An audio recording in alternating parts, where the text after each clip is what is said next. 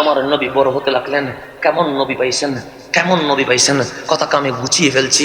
অনেক ঘটনা এখানে আছে, রাত চলে যাবে, দিন চলে যাবে, নবীর আলোচনা কখনো শেষ হবে না। কারণ নবীর কথা তো আমি বলি নাই।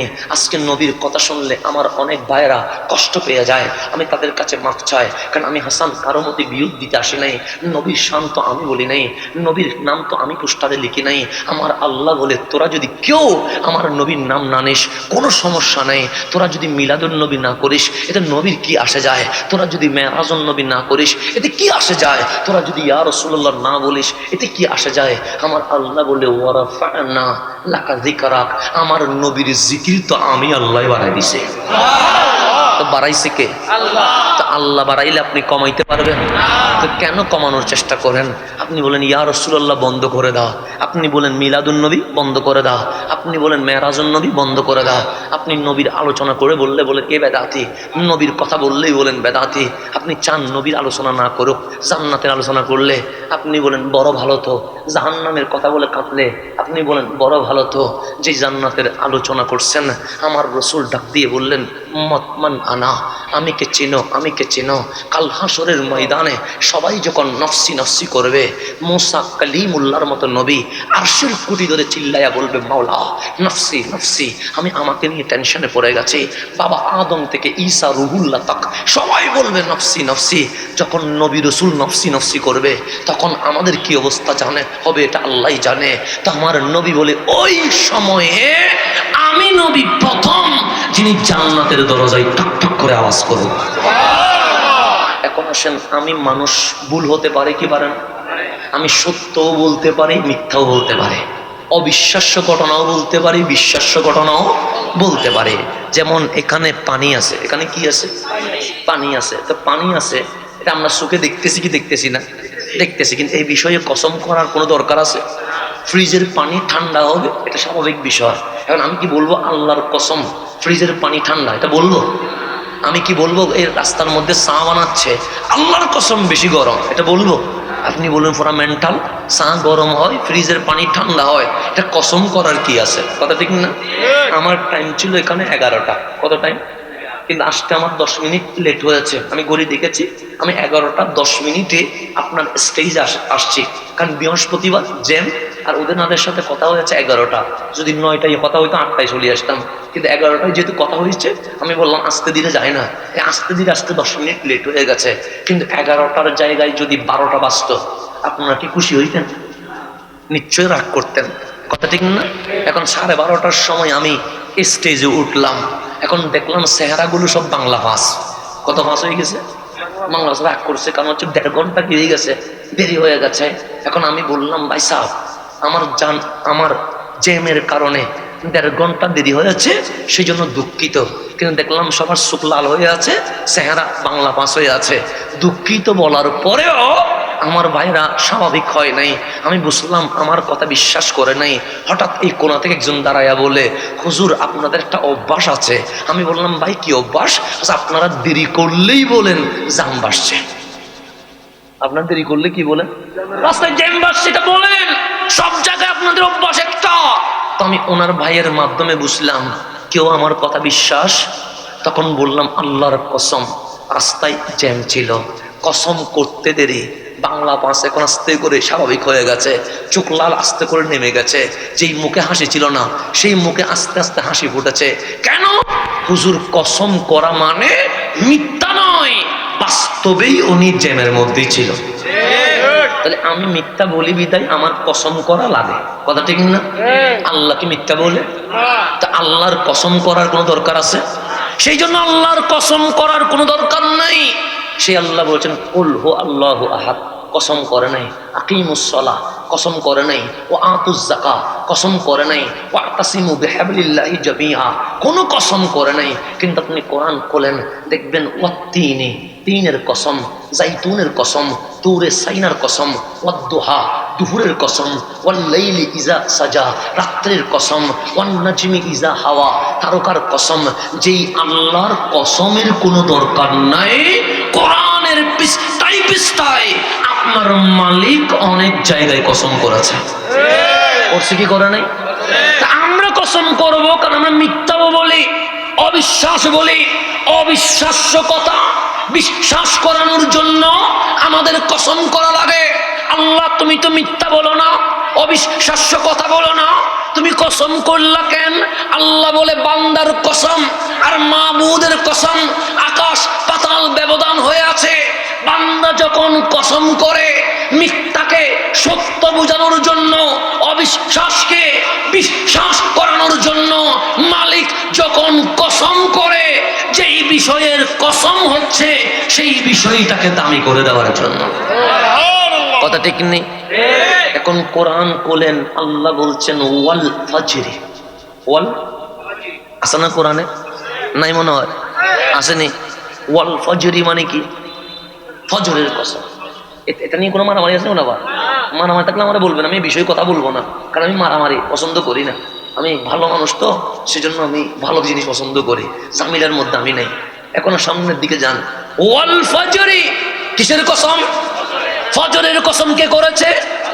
আল্লাহ তো ওয়াল মাগরিবে বলে নাই, আল্লাহ তো ওয়াল এশায়ে বলে নাই, আল্লাহ তো ওয়াজ জোহরে বলে নাই, মাওলা ফজর বলেছো। জোহর কি কোনো দোষ করেছে? ওয়াজ জোহরে বলতা, ওয়াল মাগরিবে বলতা, ওয়াল এশায়ে বলতা। আল্লাহ বলে বলবো না। তা আল্লাহ তুমি কি এশার মালিক নয়? সাহা মাগরিবের মালিক নয়? সাহা আসরের মালিক নয়? সাহা জোহরের মালিক নয়? সাহা তো ফজরে বললা, জোহর আসর মাগরিব এশা বলো নাই কেন? আল্লাহ বলে বলবো না, শুধু বলবো ওয়াল ফজরি, ফজরের কসম। কেন? যে মাগরিবের চেয়ে, এশারের চেয়ে, জোহরের চেয়ে, সকল সময়ের চেয়ে ফজর দামি। কারণ ওই ফজরের সুবহে সাদিকে মা আমেনার ঘরে কামলিওয়ালা তশরীফ নিয়ে এসেছে। নবী আসার কারণে ফজরের কসম কে করছে? আল্লাহ। আল্লাহ মনে হয় বেদাত বুঝানে, মনে হয় বুঝানে, মনে হয় বোঝানোর দরকার আছে মনে হয়। আল্লাহ বলছে ওয়াল ফজরি, আমি বলি নাই, আমি বললে বা বেদাত বুঝি নেই।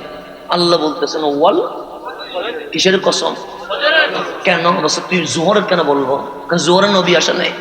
মাগরিব কেন বলবো? মাগরিবে নবী আসে নাই। এশা কেন বলবো? এশাতে নবী আসে নাই। ওয়াল ফাজরি, ফজরের সুবহে সাদিকে কামলিওয়ালা চলে এসেছে। তাহলে ফজরের কসম কে করেছে? আল্লাহ। একটু গভীরভাবে খেয়াল করবেন। আমরা জন্ম নিছি, কোনো সন্দেহ আছে?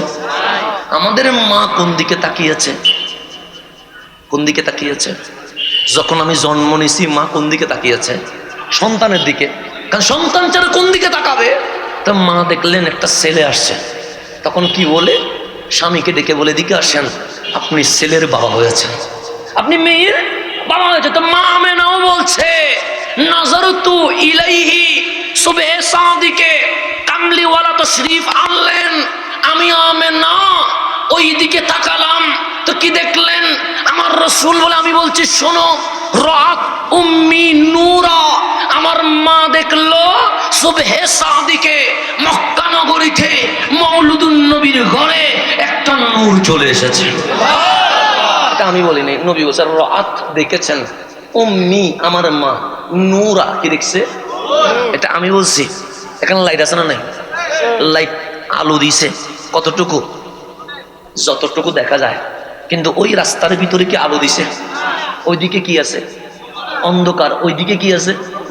লাইট যতটুকু দেওয়া দরকার ততটুকু দিছে। নবী আসছে কোথায়? মক্কা। নূর জ্বলছে, নূর আলো দিবে কোথায়? মা আমেনার ঘরে। কিন্তু মা আমেনা বলছে আমার নবীর নূরে শুধু মক্কা নয়, নাজারতু বিআইনাইয়া, আমি আমেনা চোখ দিয়ে আমার নবীর নূরের আলোতে রোম পরাশের সিংহাসন আমার চোখে দেখতে পেয়েছে।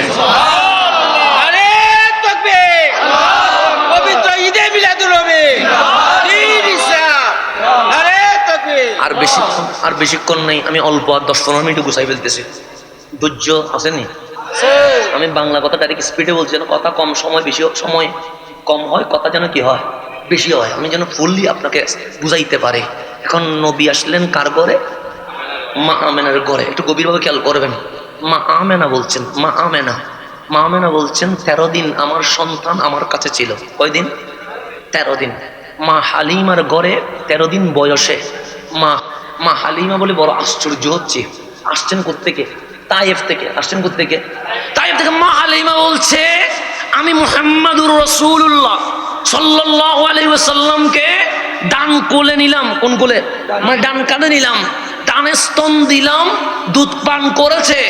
বামে স্তন দিলাম, ঠোঁট পর্যন্ত লাগায় নাই।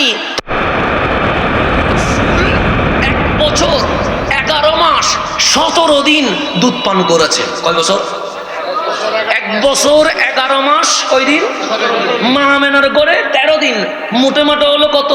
2 বছর বরাবর। একদিন বেশিও নয়, একদিন কমও নয়। আমার নবী বরাবর সানাতাইন 2 বছর দুধ পান করেছেন।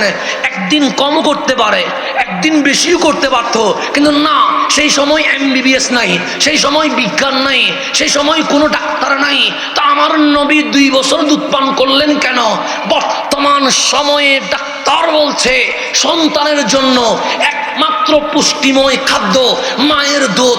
কমপক্ষে 2 বছর পান করানো এটা মায়ের দায়িত্ব। আমার নবী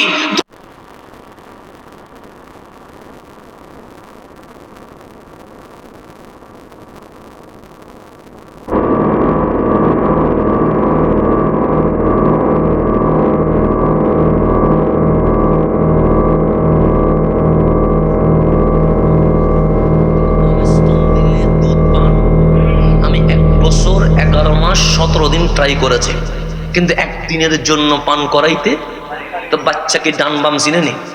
এখন মা হালিমা বলে আমি আশ্চর্য হচ্ছি, কারণ আমরা রাত্রি মা হিসেবে প্রসিদ্ধ, কিন্তু এই নবীদের ডান স্তন দিলে পান করে, বাম স্তন দিলে পান করে না। প্রশ্নটা আমার রয়ে গেল। নবীজি নবুয়ত প্রকাশ করে ফেললেন। মা হালিমা তায়েফ থেকে আসতে লাগলেন। আমার রসুল দেখলেন হালিমা আসছে, নিজের গায়ে একটা চাদর ছিল, চাদরটা জমিনে বিছিয়ে দিয়েছে। আমরা লাল গালিচার শুভেচ্ছা দিই না? কাকে দিই? MP-কে, মন্ত্রীকে, চেয়ারম্যানকে, কাউন্সিলরকে। এই লাল গালিচার শুভেচ্ছা কিভাবে দিতে হয় তা আমার নবী শিখাচ্ছে। আগে মন্ত্রী নয়, MP নয়, আগে লাল গালিচার শুভেচ্ছা তোমার মাকে, তোমার বাবাকে দিতে হবে। রসুল শিখাচ্ছে আমাদেরকে। মা হালিমার জন্য চাদর দিলেন। মা হালিমার ডানে আসতে চায়, রসুল বললেন না, ওই আমার গায়ের চাদর যেটা বিছিয়ে দিয়েছি পা ওইখানে রেখে আসেন, কারণ মায়ের জন্য আমি নবী আজ লাল গালিচার শুভেচ্ছা দিয়ে দিয়েছি। রসুল যখন চাদর বিছালেন, মা হালিমা আসলেন। নবী যেখানে বসে মা হালিমার ধরে নবী সেখানে বসালেন। আমার মা হালিমা বললেন, চিনেছেন? না চিনলে কি আর চাদর বিছায়? না চিনলে কি আমার চেয়ার আপনারে দিয়ে দেয়? আমার মা এসেছে, আমার মায়ের জন্য আমি নবী বিশ্ববাসীকে মেসেজ দিয়ে দেই, মাকে এইভাবে সেবা করতে হয়। হালিমা বলে, পরে সব জিজ্ঞেস করব, কেমন আছেন এখন জিজ্ঞেস করব না, দাওয়াতি কাজ কি জিজ্ঞেস করব না। একটা প্রশ্ন আমার হৃদয়ে বড় ধারণ করে আছে, এটার জন্য কত রাত আমার ঘুম হয় নাই। আমার রসুল হাসি দিয়ে বলে, জিজ্ঞেস করবেন, অবশ্যই করবেন না কেন? মা বলেন, কি হয়েছে? আপনার মায়ের কোলে আপনি 13 দিন ছিলেন, 13 দিনে আমি আপনাকে নিয়ে গেছি, আপনি 1 বছর 11 মাস 17 দিন আমার স্তনে দুধ পান করেছেন। আমার রসুল বলেন, আমি সব জানি। এরপর বলেন, আপনাকে ডান স্তনের দুধ দিলে পান করেছেন, বাম স্তনের দুধ কখনো দৌড়েও দেখেন নাই, টোটো লাগান নাই। কারণ কি একটু বলতে হবে। আমার রসুল ডাক দিয়ে বললেন, মা, ডান স্তনের দুধ পান করাও জায়েজ, বাম স্তনের দুধ পান করাও জায়েজ, এতে কোনো সন্দেহ নাই। কিন্তু আপনি যেদিন মা হালিমা মা আমেনার কোল থেকে আমাকে নিচ্ছিল, তখন আমি তাকিয়ে দেখলাম বাম কোলে একটা সন্তান আছে। সেদিন আমি বুঝে গেছি এটা হালিমার সন্তান, এটা আমার ভাই। কিন্তু আপনি সর্বপ্রথম আমাকে ডান স্তন দিলেন, আমি দুধ পান করলাম, পরে আপনি বাম স্তন দিলেন। তখন আমি নবী ভাবলাম, আমার তো একটা ভাই আছে, যদি বাম স্তনে দুধ পান করি আমার ভাইয়ের অধিকার বঞ্চিত হয়ে যাবে। ভাই সমান সমান অধিকার। মারে ডান স্তনের দুধ পান করলাম, বাম স্তনের দুধ আপনি হালিমার সন্তান আমার ভাইয়ের জন্য রেখে দিলাম। বিশ্ববাসীকে জানিয়ে দিয়েছি, ভাইয়ের সমান অধিকার এটা বাস্তবায়ন করতেই হবে। এটার নাম রহমতুল্লিল আলামিন। আমার নবী বড় হতে লাগলেন। কেমন নবী পাইছেন? কেমন নবী পাইছেন, কথাকে আমি গুছিয়ে ফেলছি। অনেক ঘটনা এখানে আছে, রাত চলে যাবে, দিন চলে যাবে, নবীর আলোচনা কখনো শেষ হবে না। কারণ নবীর কথা তো আমি বলি নাই। আজকে নবীর কথা শুনলে আমার অনেক ভাইয়েরা কষ্ট পেয়ে যায়, আমি তাদের কাছে মাফ চাই। কারণ আমি হাসান কারো মতে বিরোধ দিতে আসি নাই। নবীর শান তো আমি বলি নাই, নবীর নাম তো আমি পোস্টারে লিখি নাই। আমার আল্লাহ বলে, তোরা যদি কেউ আমার নবীর নাম না নিস কোনো সমস্যা নেই, তোরা যদি মিলাদুন নবী না করিস এতে নবীর কি আসে যায়, তোরা যদি মেরাজুন নবী না করিস এতে কি আসে যায়, তোরা যদি ইয়া রাসূলুল্লাহ না বলিস এতে কি আসে যায়। আমার আল্লাহ বলে, ওয়ারাফা'না লাকা যিকরাক, আমার নবীর জিকির তো আমি আল্লাহ বাড়াই দিছি। তো বাড়াইছে কে? আল্লাহ। তো আল্লাহ বাড়াইলে আপনি কমাইতে পারবেন? তো কেন কমানোর চেষ্টা করেন? আপনি বলেন ইয়া রাসূলুল্লাহ বন্ধ করে দাও, আপনি বলেন মিলাদুন নবী বন্ধ করে দাও, আপনি বলেন মেরাজুন নবী বন্ধ করে দাও, আপনি নবীর আলোচনা করে বললে বলেন এ বেদাতি, নবীর কথা বললেই বলেন বেদাতি। আপনি চান নবীর আলোচনা না করুক, জান্নাতের আলোচনা করলে আপনি বলেন বড় ভালো তো, জাহান্নামের কথা বলে কাঁদলে আপনি বলেন বড় ভালো তো।